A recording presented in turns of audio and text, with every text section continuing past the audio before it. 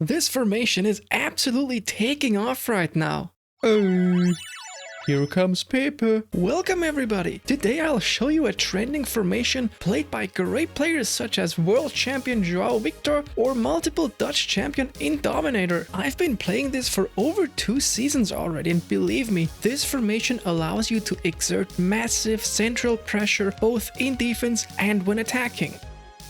I'll start by showing you in-game footage how it exactly works, and then we'll have a closer look at the players that I use and that the pros use. It would also work with quick counter, by the way. It's a bit different then, but it would work. There are 3 styles to this formation and each of us uses a different one. So the key aspect of this formation is that your players make the center as tight as possible. As you can see, there are 8 players crowding the middle, making it very hard for your opponent to advance or even keep possession. Even if your opponent launches a fast counterattack, these 8 players will return quickly and occupy the center. Except for your forwards, everyone takes part. At any point in the game, these 8 are either back defending or charging back as fast as they can to outnumber the opponent. Now, you probably wonder if this makes you vulnerable to wing attacks, and no, it doesn't. As you can see on the map, your players will move to the outside without hesitation. So what about this guy? Does he pose a threat? Watch it. Even if the opponent makes a quick play to the other side,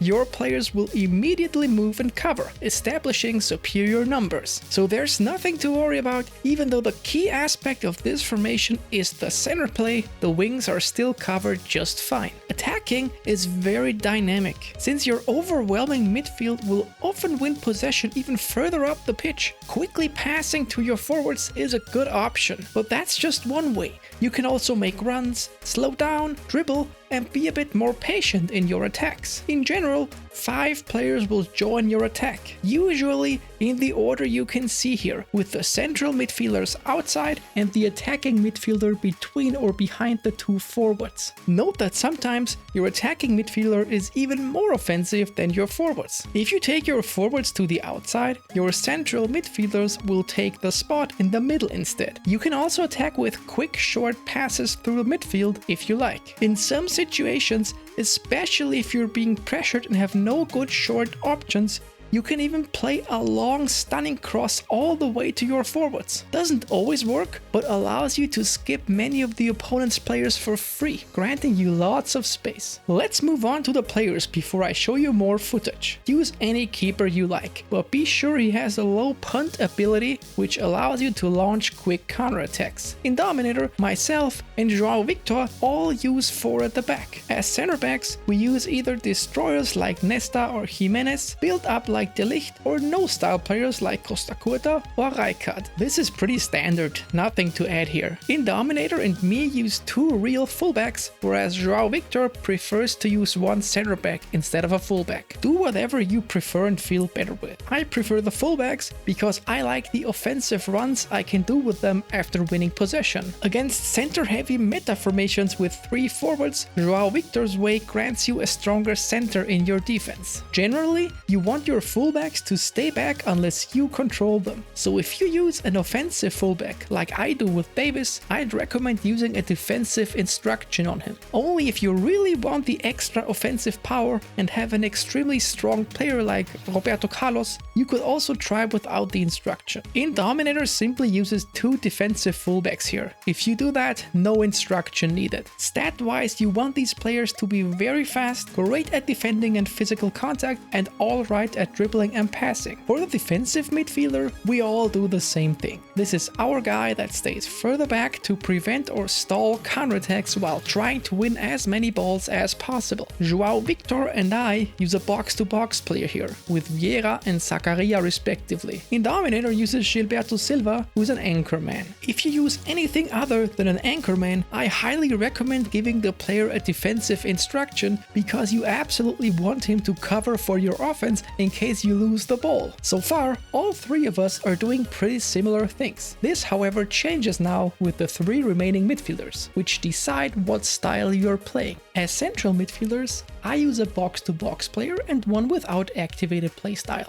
So does INDOMINATOR, and JVICTOR even uses 2 no-style players, as creative playmakers do not activate at central midfield. Sometimes he does change one of them to attacking midfielder though. But the styles aren't actually what decides how the formation is played out optimally. We need to take a closer look. JVICTOR uses Sneijder and Pedri plus Messi, which are very offensively minded midfielders with high balance, dribbling and passing, but lackluster defense and physical stats. If you have ever seen him play, which I absolutely recommend by the way, he has a very unique playstyle, featuring lots of tight dribblings, wiggling, super cancelling, skilling and rapidly changing the tempo of the game. It's not only beautiful to watch, it's also extremely effective, especially since he chose these three midfielders which utilize his playstyle so well. But since this is very hard to replicate, I wouldn't recommend it to anyone. INDOMINATOR plays more of a passing heavy traditional playstyle. Similar to myself, he uses more balanced players as central midfielders who are also having decent defensive stats. The difference between his and my style is that he opts to go for an offensive attacking midfielder, while mine, Bellingham, is a bit worse offensively but has decent defensive stats. I'll show you how my midfielders exactly work in-game in a second. Basically, INDOMINATOR uses a more balanced approach while I use a more conservative style. It's totally up to you and the players you have and want to use. Feel free to do whatever you feel comfortable with. I want my central midfielders to have good speed because they will often attack from outside or carry the ball over long distances.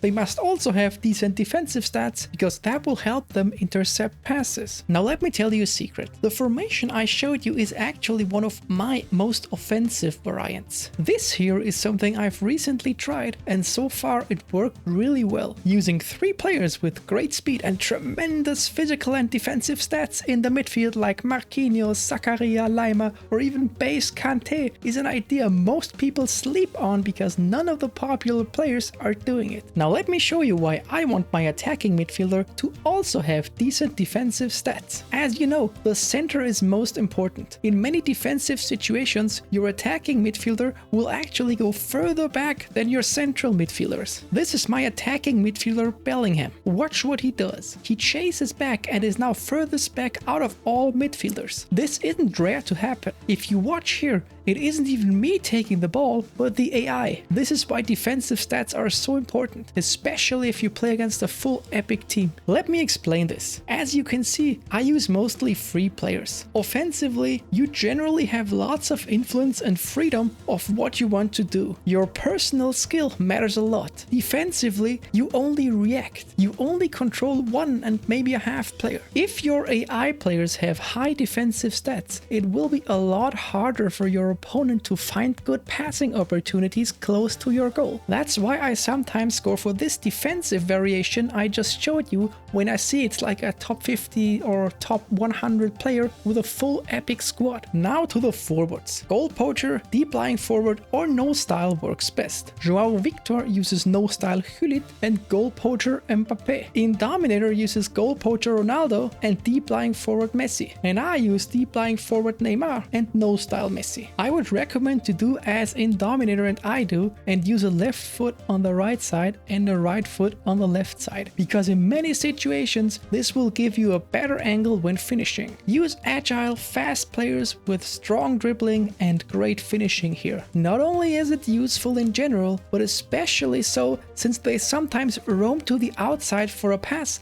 and can initiate a dangerous attack from there. Just one more little thing before we head to Subtactics, and that's the counter target instruction. Should one, both, or none of the forwards have the counter target instruction? I would say it's up to preference. I personally don't use it in this formation, which gives me a bit more pressure in the second and the last third of the pitch, as my forwards will be looking to get in the opponent's way and not just stand there doing nothing. It's also really useful that you can send them for pressure, which you cannot do if you use the instruction. Downside of this is of course that it costs stamina. Now to the Subtactics. You can either just use quick counter here if your coach is alright with it and switch to it if you need a higher defensive line or more pressure, or you can do what I do, and that's a more offensive formation but still with long ball counter. I can't exactly tell you what to do because it depends on the additional positions your players can play. I can only show you a few Subtactics I would use. I usually change this every game depending on who I play with, which depends on their form arrows. I switch to the Subtactic when I time behind or for some other reason need more offensive power. This is for example a pretty unconventional 3-2-3-2, or here I use a 4-1-1-4. This is especially useful against teams that have weak fullbacks. This 3-2-1-4 is even more offensive. You get the point. Find out whatever alternative positions your players can play and build an offensive sub-tactic around them. That's all you need to know. I hope this guide helped you. I'd love if you subscribed or gave me a like. If you have any questions, feel free to comment. Until then guys, take it easy. Shaka.